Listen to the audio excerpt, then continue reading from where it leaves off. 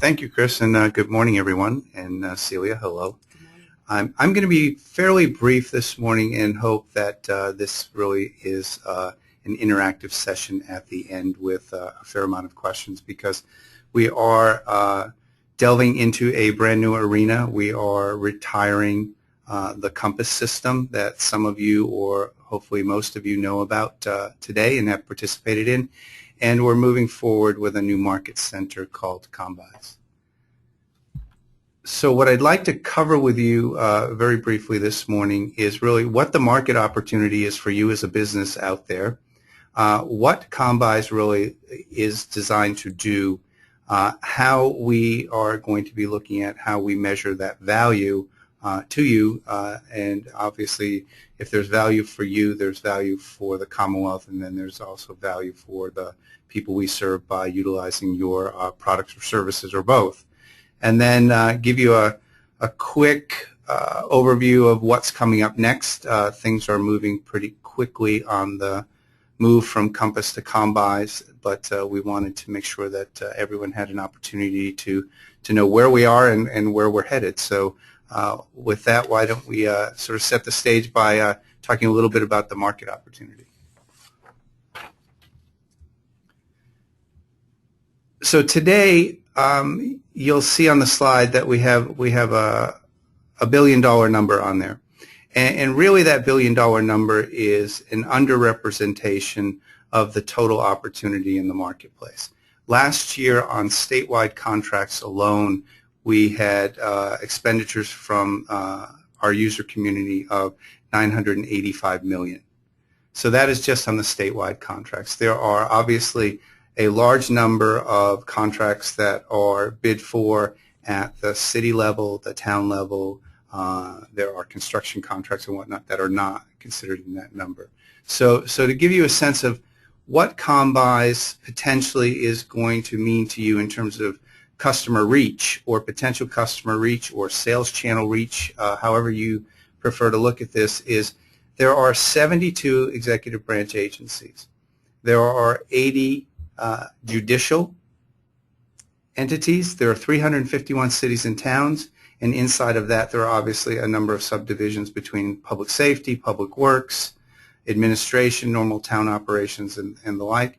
1,849 schools, 15 different higher education university campuses, and there are 12 elected sheriffs and sheriff's departments out there, all government entities that, as we move from COMMBUYS to COMMBUYS, we are looking to attract into the market center to become buy-side active participants in the COMMBUYS community. So large community of opportunity that we're looking to over time draw into COMMBUYS, and part of that attraction will be what supply-side entities, what companies like yours and hopefully yours will be in that market center, and what kinds of opportunities they'll be creating that are of interest to you and your business in terms of generating sales opportunities, generating contracts, and obviously at the end of the day, generating revenue. If you look at the graphic depiction above, you can tell we buy a wide variety of things. Our statewide contracts cover everything from office supplies to food for institutions, to construction materials, to vehicles, to services, medical services, temporary administrative services, IT services, vehicles, you name it, we as the Commonwealth entity have a need for it at some point in time. So with that said, I would like to just sort of give you a sense of what COMMBUYS is. And really, you keep hearing me use the term market center. The old school terms, e-procurement, e-purchasing, all can fit equally as well, but really at the end of the day, we're looking to transform the tool into something that really is a foundation to create a community. And that community really is a community of government buyers and businesses out there who are looking to work hand in hand with the Commonwealth buy side in order to create efficiency for the customers we serve and the agencies that are involved on through the local governments, and to help through that efficiency reduce the overall cost to the taxpayers. And as businesses in Massachusetts, you're all taxpayers, so we're hoping that this new community helps us to create situations where we can lower overhead for everyone, we can improve efficiency and output for the people that are being served, and we can generate much more interest in economic opportunities for everyone out there to help the Commonwealth as a whole grow. So the tool itself will actually support online commerce, and online commerce will start out really as bid solicitation kinds of opportunities, electronic responses to those opportunities which were not really available in the COMMBUYS system, the ability to actually create catalogs online, working with the business community so that our buy-side customers can do online ordering, catalog-based ordering where appropriate, and actually electronically transmit those orders directly back to you as a business at the end of the day, saving a lot of paper exchange and a lot of time. That's really where we will be ending up with phase one, and phase one is scheduled to go live on March 24th, so that is right around the corner, so the timing of this couldn't be better. We will then be quickly moving into what we are calling phase two, and phase two is actually going to create an interface into the Commonwealth's financial system to allow for further transaction activity like invoice submission and payment electronically, eliminating more paper, eliminating more steps in the process, hopefully streamlining that so that your days of sales outstanding go down, and our ability to convince you to offer us favorable prompt pay discounts increases. So win-win for everyone on that front. There will be a phase three, and that really will wrap up the entire project, and that is scheduled to go live in June 2015. And that third phase is really focused on the data analytics components so that we have a better lens into exactly what it is the Commonwealth's buying, so that we can make more informed decisions about how we go to market for the things that we need, and so that we can spend time focusing on getting additional industry analysis and information that helps us put smarter bids together for you to work with us in responding to and the like. The beauty of the system too is it's never closed, so if your time to look for new opportunities isn't between 9 and 5 and it's 10 o'clock at night after a long day, then the system's there for you as well. What we are encouraging people when we go live on March 24th to do is to take the time to go to the tool, and it will be at COMMBUYS.com, and to actually register. You can see at the bottom of the page here, there's no fee for businesses to register to do business in COMMBUYS. There's actually no fee to bid for any of the opportunities in COMMBUYS either. The only time that there would be a fee, in the interest of full disclosure and transparency, is if you are the winner of and execute a contract for the statewide contract business. And it's no different than what it is today, in that the fee associated there really is 1% of the sales that you receive paid quarterly in arrears. So again, that's no different than today, and those fees are used to pay for the operation of the system and to pay for the ongoing operation of the sourcing work that my office does. So just to make sure that folks are fully aware of that.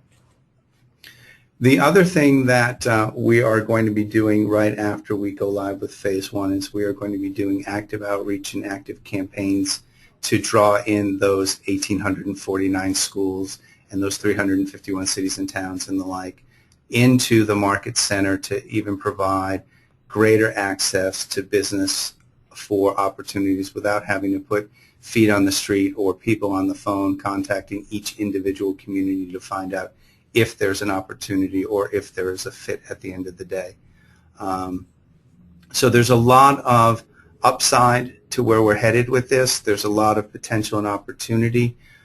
There's a lot of information that's available to folks beyond this webinar at our website today, our mass.gov website today, so I encourage people to visit that as well to learn some more.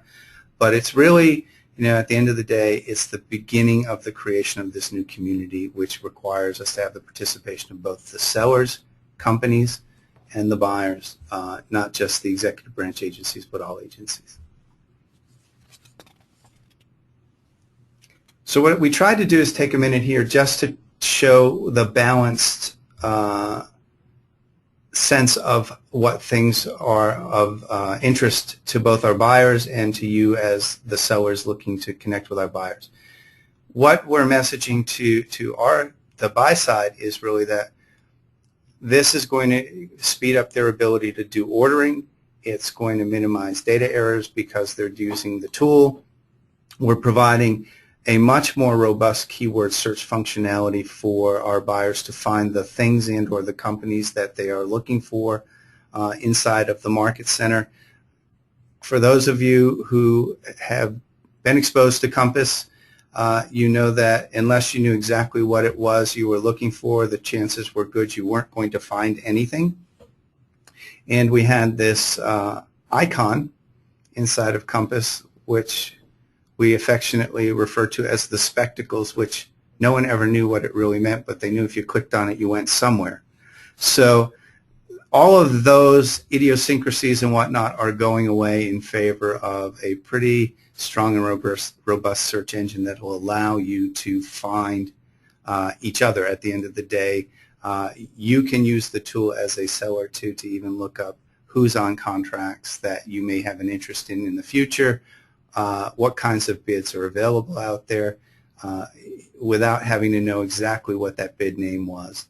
And you can see, I won't go through every one of the points on this slide, but you can see where we're looking at this from the buy side.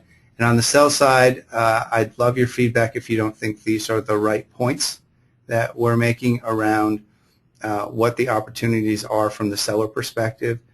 You will, as you register, see that we're creating a profile. You're creating a profile for you that allows you some flexibility to describe who you are, to try to market yourself to those who are looking to buy things. As I said before, open all the time. We are training in the month of March, just to give you a sense of how many buy-side people we're talking about. Just in the month of March alone, we're training over 1,500 people. We believe by the time we get through this, the end of June, we'll have trained over 5,000 people on the buy side alone.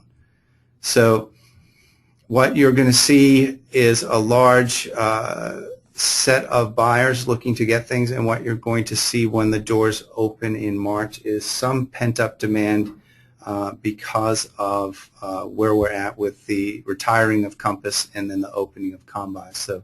So I'd encourage you to just keep your eyes and ears open for when you can register, and I would strongly encourage you to register because the only way to really actively participate in the community is to be a registered entity.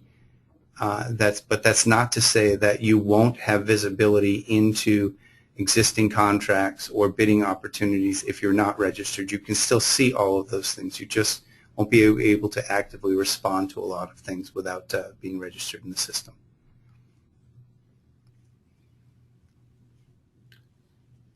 We believe right now that we are going to have an initial push in terms of demand for people to get into the system.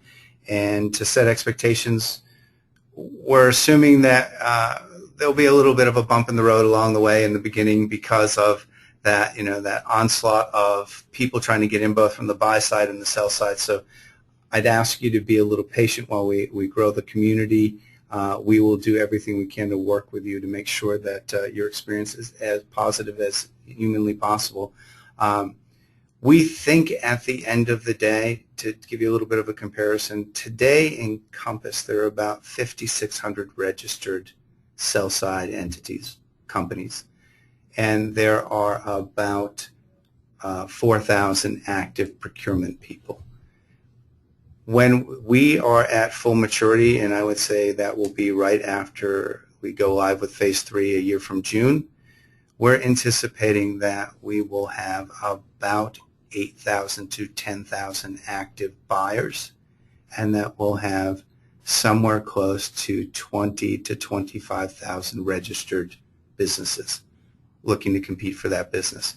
We also think that the opportunities, the gross value of the opportunities will increase significantly as well. And I'm holding off because I have a slide later just to give you a sense of the value of active opportunities in the marketplace right now under COMMBUYS that are coming over to COMMBUYS.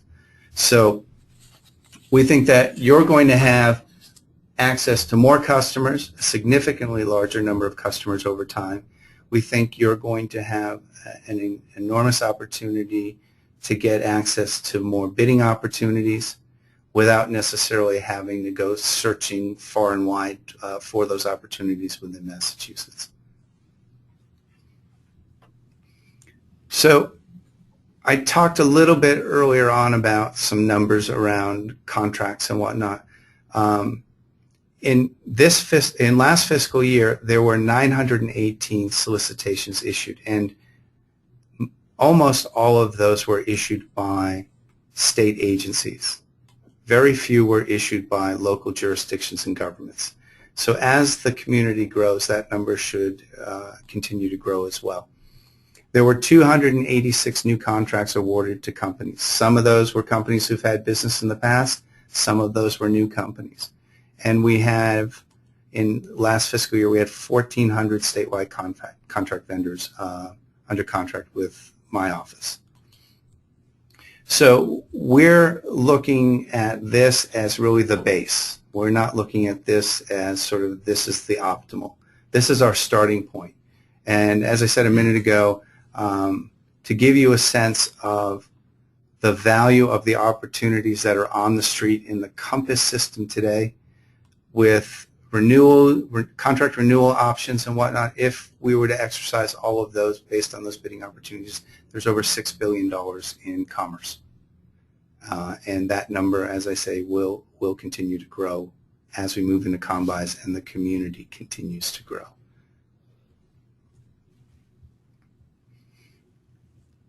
Just to give you a sense, I won't read these. I'll take a minute to let you read them. Here are two enterprises that have contracts with the Commonwealth of Mass, statewide contracts, and it's a snapshot to give you a sense of the variety of the types of companies and services and goods that we are looking for, and a little bit of their story.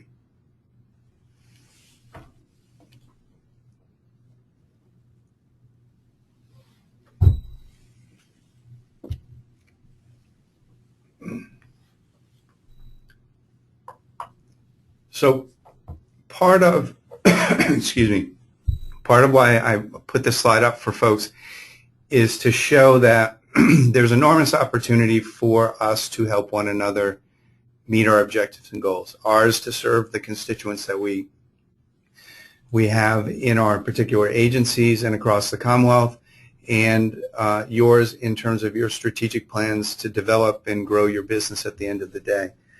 We have vendors that are as small as single-person enterprises on up to the multinationals and everything in between.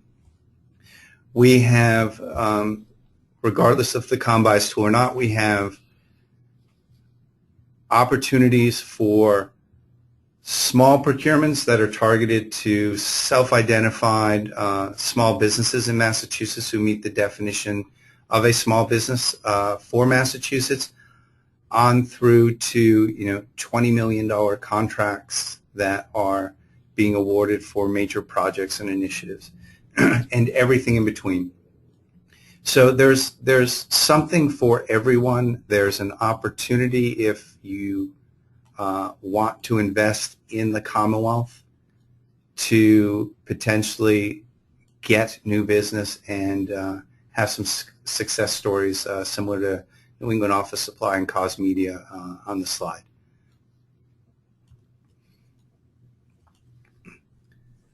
So we are going live on March 24th, and you see that vendor registration opens on March 25th, and that's because on March 24th, what we are bringing forward and opening up are those vendors who have existing statewide contracts and making sure that all of that is in place. And then we are looking to open the Market Center up, COMMBUYS up, to any and all interested businesses on the 25th to register. We have bolstered our help desk in anticipation of opening day, and we are looking forward to the traffic. And on March 25th, you'll be seeing all of the opportunities that were open in COMMBUYS coming over into COMMBUYS so that they will be out there and available for you to respond to. And we will begin the process for all of our community members on the buy side, posting new solicitations and new opportunities for business at the end of the day. For those of you who already have active contracts, I can't encourage you enough to make sure that you have as robust a catalog as possible available on those days. We are hitting, as the Commonwealth, our peak buying season. We're coming into the last quarter of the fiscal year. And traditionally, that's where the most activity goes on for commodities in particular. So we want to make sure that our buy-side customers who are using statewide contracts actually can find your goods online and order them online and help speed up the process of order fulfillment for you. The registration process truly is easy. It should only take you a few minutes to complete. If it doesn't, it may be just a lack of familiarity with the system, or you may want to contact the help desk, and that information will be available. And we'll be publishing in the next week to 2 weeks the how-to guides on our website so that you'll have a job aid to go through the registration process, and you can see the web address there. And as it says at the bottom of the slide, we're here to help. We really are. We want this to be successful, not really for us, but we want it to be successful for everyone in this new community, not only in the short term, but in the long term. And we're looking to make this a community that continues to want to grow and to do new things that benefit both business and government and the people that government serve. So we really are here to help you at the end of the day. So I told you I'd be brief. As you can see, this is our brand, Connecting Business with Government, and the CB stands for COMMBUYS. And we welcome you to actively participate. Send us questions if you have them, even outside of this event. And thank you for your time. Great. Great. Well, thank you, Gary. You are a man of your word in terms of brevity. So now it's your turn. If you have any questions for Gary, anything that you'd like to follow up on, I think it's just a question from my standpoint. I mean, it's extraordinary that there's $6 billion worth of opportunities currently in your system. Right. And that you're looking to build on that. Right. That's a big number. It is a big number, and it's a great opportunity. So we're pretty proud of the fact that we're able to funnel and channel all of that through one source. That's great. Celia, do we have any questions for you? We do, actually. So Gary, someone's asking if you can just explain again the 1% fee that relates to some contracts. Sure. The 1% fee has been in place for about 4 or 5 years now. I've only been in this role for 3 years, so it predates me. But it is an administrative fee tied to sales that are actually made from the Commonwealth to a vendor only on a statewide contract. And I need to be clear about that because we have hundreds upon hundreds of department-specific or city or town-specific contracts out there where no fee applies. The thing I think that's important to know is When that is the case, it will be stated up front in the solicitation document. So as you're thinking about how you're going to respond, you need to make sure you continue to keep that in front of mind, so that you can plan what your pricing structure is and whatnot in order to ensure that the margin that you're trying to maintain is represented. Great. Gary, we have another question asking if businesses can see the types of industries and businesses within those industries that are registered. I'm going to take a shot at answering that. We are going to be asking you when you register to identify what industry you're in, and we're going to be using what is known as the United Nations Standard Product and Service Codes to do that. So there will be codes, for example, that say information technology, and then there are codes below that, information technology, telecommunications, and so on. Or office would be at a high level, and then it may be office products, or it may be office supplies, those kinds of things. So we'll be asking you to set yourself up that way, and as we issue solicitations, we'll be issuing solicitations using that code set as the base for how we categorize what the solicitation covers. Okay. Gary, would you talk a little bit more about the transition process from COMMBUYS to COMMBUYS and how it's going to affect people that are currently in COMMBUYS? So if you are in COMMBUYS today, there are two pieces. If you are registered in COMMBUYS today, you will need to re-register. We found when we went through the data that a lot of the registration information from a number of companies is out of date. People have left. Someone may have handed over their password to the new person without changing the contact information or the email address and the like. So rather than bringing over bad information, we're asking everyone to re-register whether you were in COMMBUYS or not. The second piece of that is if you have an active contract in COMMBUYS today, all of that information and all of the relevant documents are coming over from COMMBUYS to COMMBUYS, and you need not do anything to ensure that that information comes over. So it'll come across. And if you're on a statewide contract, you should have already been contacted, and you should already be working with someone from the COMMBUYS team to make sure that both your registration and your contracts and the creation of your catalogs are being handled now. Gary, just on the flip side of that, we have a question. We have a company that's not currently a COMMBUYS participant. Should that company simply wait and register for COMMBUYS, or will the company miss any opportunities by not also registering on COMMBUYS at this point? It's a great question. First and foremost, registration into COMMBUYS was closed on February 28th to hopefully avoid the frustration of going, but I just registered in COMMBUYS and now you're telling me a month later it's gone. So I would wait to register until COMMBUYS opens up. But on the flip side of that, any opportunities that are open in COMMBUYS today, you are certainly welcome to review. You can still see them.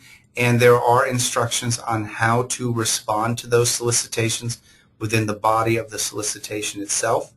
So you should follow those instructions if it's something that you want to bid on and compete for. Great. And then we have another question here about whether companies that don't have will sellers be able to bid on businesses even if the company doesn't have a statewide contract? For example, can any company bid on office supplies even though NEOS has the contract currently? Once the statewide contract's in place, the requirement is that state agencies use that contract. The local governments who will become members of this community, however, have the option to use that contract, or they have the option to do their own bids and solicitations for things like office supplies. So I would make sure that I was registered. I would make sure that I'm still looking for those opportunities. It may be, the the city of X or the school of Y that wants to do its own office supplies contract, or it may be a university that's a member of the community that wants to do that. So the opportunities will still present themselves at different points in time, but there are certain rules around the use of statewide contracts which will make those opportunities limited. Okay. And then we've got a great question here about what kinds of materials folks need to have sort of ready when they get ready to register and post their services. I know that you talked a little bit about them being able to put catalogs up and that kind of thing. So to register, you won't need to worry about the catalog component. But to register, you're really going to need basic information about who you are. What's your actual legal name? What's your taxpayer identification number? What's your address?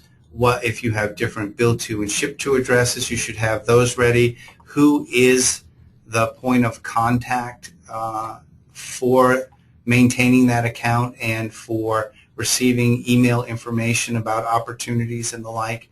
And what kind of short descriptive profile do you want to give of your company would be some things that I'd suggest people be ready to have at hand. The other thing is, don't forget, we will have those job aids available for you as well, which will take you through before you get started. Here are the things you need, and here are the steps that you will follow to register. great. Good. Got another question, Gary. How does the central register tie into COMMBUYS? The central register itself won't tie into COMMBUYS. The central register is really focused more on the construction kinds of things and whatnot, and focused on procurements that are outside of the umbrella of the Operational Services Division. We are in conversations with those agencies that are tied to central register publication and posting to see if and when they would like to become part of COMMBUYS, because COMMBUYS really is designed to serve a broader brush community than just goods and services. It can handle construction type procurements. It can handle more complex project based procurements as well. So it's a pretty far reaching tool which is something that Compass traditionally has not been available to do. It has taken posting notices for things that go up in the central register, but it normally doesn't distribute bidding documents and the like for things that fit the central register. How does the new system benefit small businesses that are not SCO certified? So I need to clarify that as well. Small businesses don't need to be SDO certified. Minority and women businesses need to be SDO certified, and disadvantaged business enterprises need to be certified for construction purposes. So a small business really goes through a self-registration process, and there are three key pieces that define what a small business is for purposes of our procurement. One is that you have to be a Massachusetts-based company. The other is you have to have revenue, I believe it's under $15 million a year. And the third is you have to employ less than 50 people. And you self-identify in that case. We will be instituting what we're calling the Small Business Engine as part of the COMMBUYS solution, which will ask you for permission to check certain records to make sure that you meet those definitions, even though you've self-certified that you do. So we'll be asking you for permission to do that to make sure that small businesses that are being considered are truly that. And I think the important thing to remember beyond all of that is that we have a rule set for goods and services within the executive branch, executive departments in particular, that any solicitations that are issued between $10,000 and $150,000 shall be awarded to registered small businesses unless no registered small business qualifies after the evaluation is done, in which case it can go to the best values qualified non-small business who may have bid as well.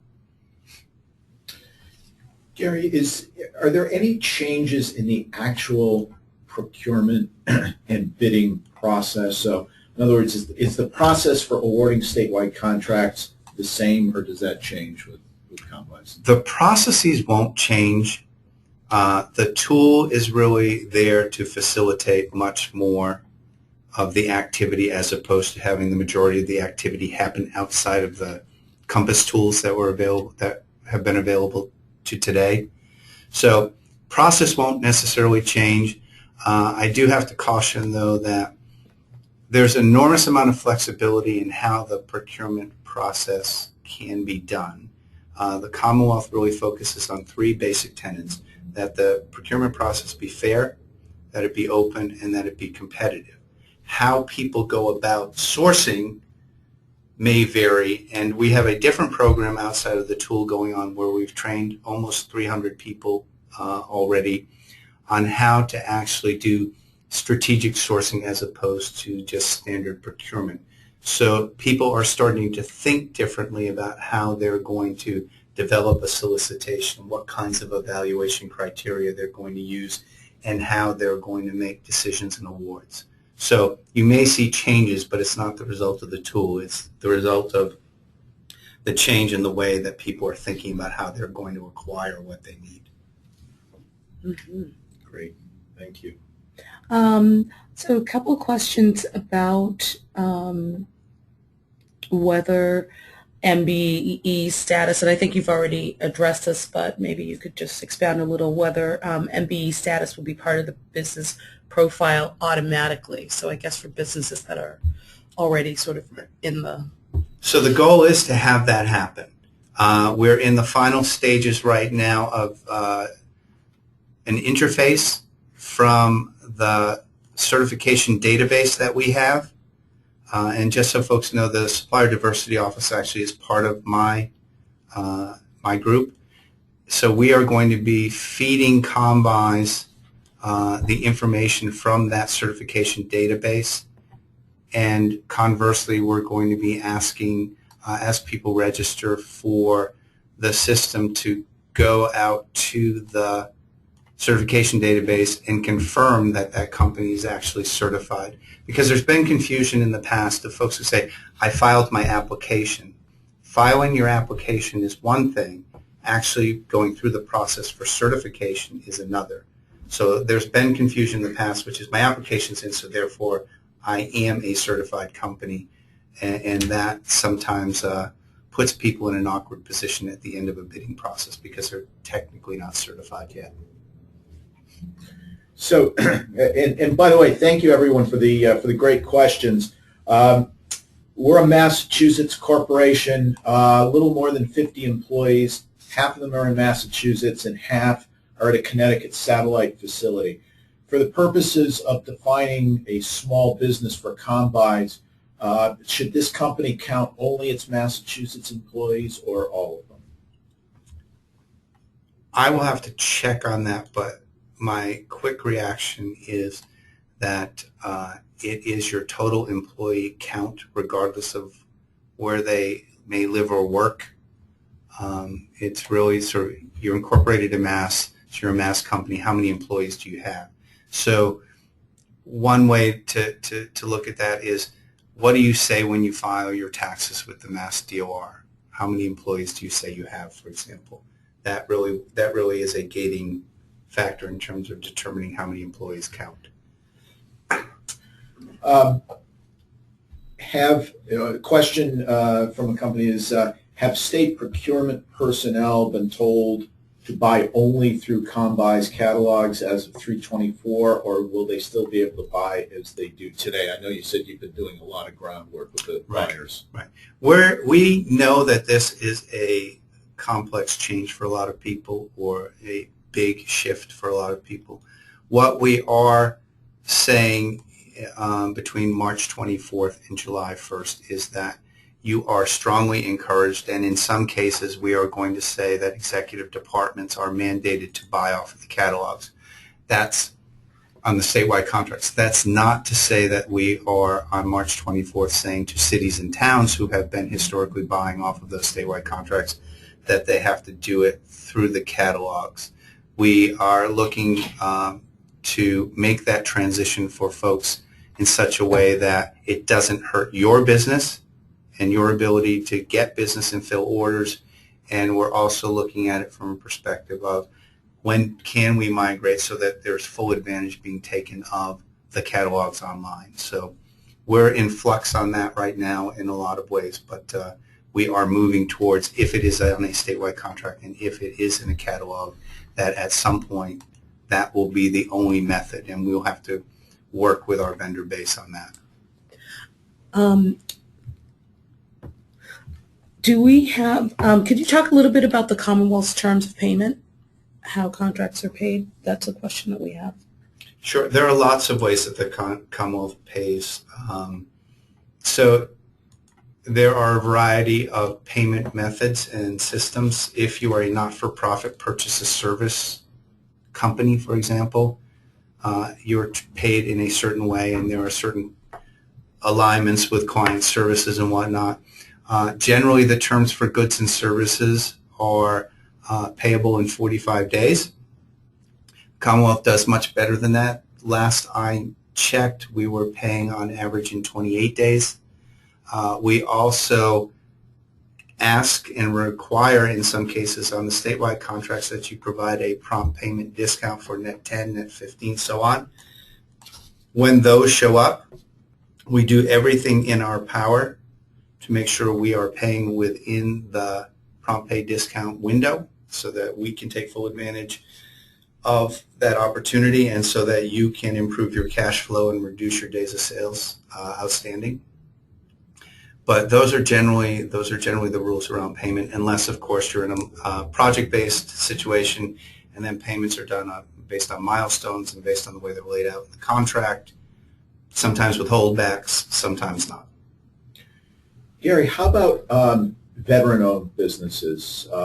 Is there any piece of the state acquisition process that either favors them or takes that into consideration? Yeah, not completely, but there was an executive order signed recently that establishes a new certification category for service-disabled veteran-owned business enterprises. And it focuses on those businesses that meet the federal standard for service-disabled veteran-owned business. In those cases, the rules essentially that apply around minority and women-owned businesses that are certified apply for the service-disabled veterans, but it's not the entire veteran population. Great. So we're going to answer two more questions. I am going to remind folks that we will, in fact, be emailing the presentation slide deck within the next 24 hours, so you'll have all this information right in front of you. So all that is set. Gary, question. What if you're a company that does not lend itself to catalog selling? So, for example, a company does custom work. How can that company take advantage of a statewide contract? Sure. We actually have statewide contracts where that is going to be the case at the end of the day. The work that we're doing now with firms in that situation is we're working with them to encourage them to make sure that the description of their services is robust enough so when someone is looking for that kind of work or that kind of opportunity to purchase, that you can be found and that the order can be placed. So we recognize that not everything is going to be able to be put into a unit-based structure.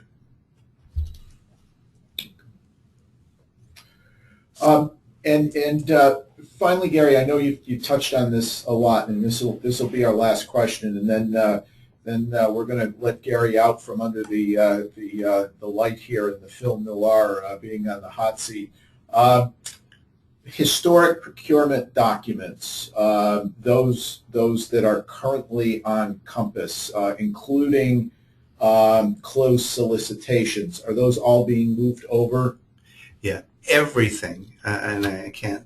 This has been one of the hardest parts of this transition. Everything is coming over that has been encompassed from the day it went live. They will not necessarily be behind the spectacles that I talked about earlier anymore. You will, some of them will be really easy to find because of the structure of the new tool, and others I would encourage you, if you can't find them readily in your search, look under the attachments tab when the tool goes live. But I would start with the search engine and the keyword search. It should at least get you focused down a path of getting to where you want to go.